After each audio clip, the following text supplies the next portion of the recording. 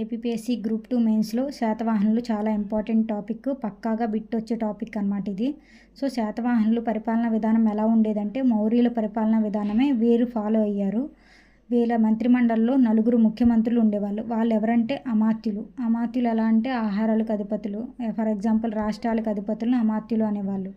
మహా అమాత్యులు ఎవరు అంటే రెవెన్యూ పద్ధతులు చూసేవాళ్ళు, అంటే ఆర్థిక మంత్రుల టైప్లోకి వచ్చేస్తారు వీళ్ళందరూ మహా అమాత్యులు. విశ్వాస అమాత్యులు ఎవరంటే రాజు అంతరంగిక సలహాదారులు, అంటే ప్రధానులు.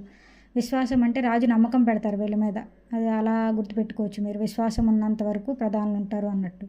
రాజామాత్యులు అంటే రాజాజ్ఞను పాటించేవాళ్ళు రాజామాత్యులు. సో వీళ్ళు భాండాగారిక అంటే శిస్తును వసూలు చేసే అధికారులు. హిరణికులు అంటే శిస్తును ద్రవ్య రూపంలో వసూలు చేసేవారు. నిబంధనకార అంటే కేంద్ర ప్రభుత్వ పత్రాలను భద్రపరిచేవాళ్ళు. రజకులు అంటే న్యాయమూర్తులు. నా ఛానల్ నచ్చితే లైక్ చేయండి, షేర్ చేయండి, సబ్స్క్రైబ్ చేయండి.